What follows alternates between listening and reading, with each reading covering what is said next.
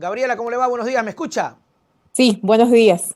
¿Cómo le va, Gabriela? ¿Cómo está a los tiempos? Bueno, verla ahora por internet, pero qué chévere verla, Gabriela, es un gusto tener su profesionalismo, sus experiencias para hablar de un tema súper complicado y bastante polémico. Gabriela, bienvenida. Muchísimas gracias, gracias por este espacio, por la invitación y qué gusto verte virtualmente al Sí, menos. al menos, porque ya nos hemos visto, ya nos hemos visto.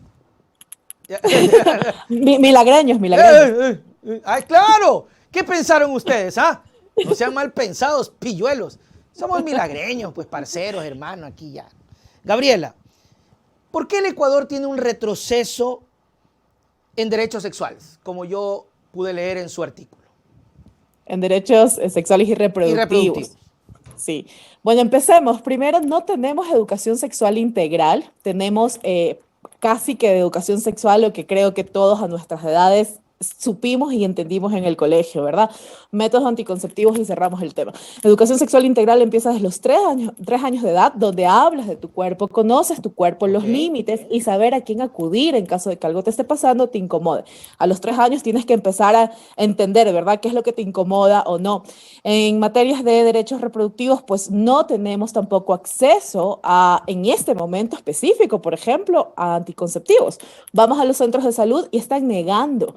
Y muchas personas y muchos médicos están negando diciendo tal cual. O sea, es como no tenemos por qué invertir en esto no es importante, lo cual es Terrible. gravísimo. Y pues no tenemos aborto seguro, aborto libre, seguro, obviamente financiado por el Estado, ni siquiera en casos de violencia sexual, que es un estándar y una obligación, la violencia sexual, y llevar a término un embarazo en caso de violación sexual es un método de tortura.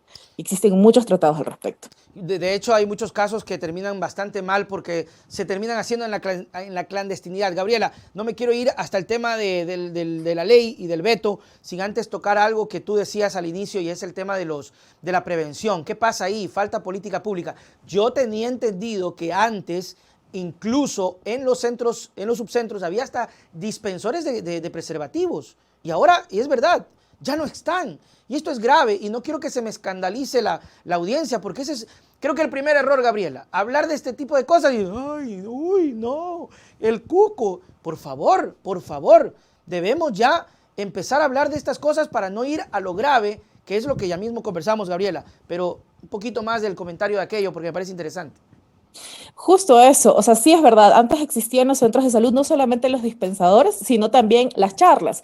Los jóvenes podían ir sin ningún problema a decir, yo quisiera un preservativo, quisiera un condón, y lo primero que hacían es darles charlas. Y luego obviamente les daban, es decir, no los estigmatizaban y no les decían, no vengas, no está bien o aplaza. La educación sexual integral también significa que en los adolescentes se les dice que lo mejor sería aplazar el inicio de la vida Claro, sexual. está bien.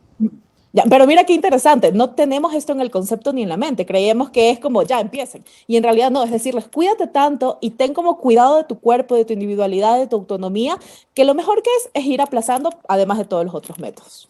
Así es. Muy bien, vamos entonces, Gabriela, al tema, al veto, a lo que está pasando en la Asamblea y a lo que hoy ustedes, usted incluso como experta en derechos humanos, tiene su criterio. Cuando la señora Yori suspende la sesión que se trataba del veto, ¿qué implica esto? ¿Qué implica que la señora Yori cierre una sesión donde se estaba tratando un veto y que ahora, pues, lo que se podría ocurrir es que se vaya por el Ministerio de la Ley, si no me equivoco, usted me va a corregir? Sí, en realidad estamos esperando que ya se publique por el Ministerio de la Ley porque así va a pasar para poder hacer la demanda por A inconstitucionalidad. ver. Lo que pasó es que el secretario general dijo que solamente existían dos mociones, obvió la moción del asambleísta Jaramillo, en la cual sí se pedía la ratificación de al menos el proyecto que estaba constituido y formado por la Asamblea. Y obviamente en el momento que el secretario general dice eso, la asambleísta Yori, la presidenta de la Asamblea, dijo, bueno, entonces no hay otra moción, cerremos la sesión. El problema es también que la cierra de manera muy burlona y lo hemos dicho en muchas ocasiones. Esto no es una cuestión, la comunicación es importante, ¿no? Y lo que se comunica, la postura y cómo se habla. Y siendo la presidenta de la Asamblea, hablando del tema de violencia sexual, hacerlo de esa forma realmente sí nos indigna. Cuando Entonces, ¿qué dijo va a que pasar? feliz feriado.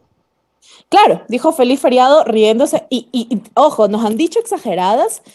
Y sí voy a repetir esto y permítemelo, Por favor. nosotras sabemos lo que significa el dolor de la violencia sexual sobre nuestros cuerpos de manera personal, pero también nosotras acompañamos los casos. Y cuando tenemos una niña de 8 o 9 años que nos abraza y nos dice llorando, quiero regresar a jugar, quiero estudiar, quítame esta cosa que tengo adentro, porque no entienden qué tienen Ujú. adentro, nosotras nos indignamos con ese tipo de actitudes y no nos pueden decir que somos exageradas, porque acompañamos a estas víctimas siempre. Y sí, va a pasar por el Ministerio de la Ley, por desgracia.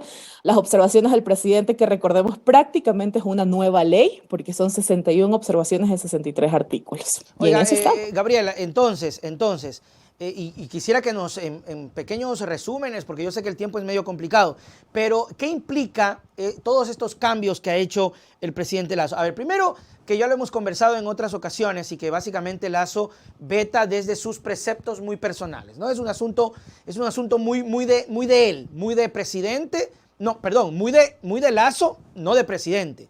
Ahí me estaba equivocando. Porque hay un cambio, ¿no? Lasso, cuando era candidato, de hecho, logró captar un poco ese voto feminista y hoy parecería ser que les clava la puñalada.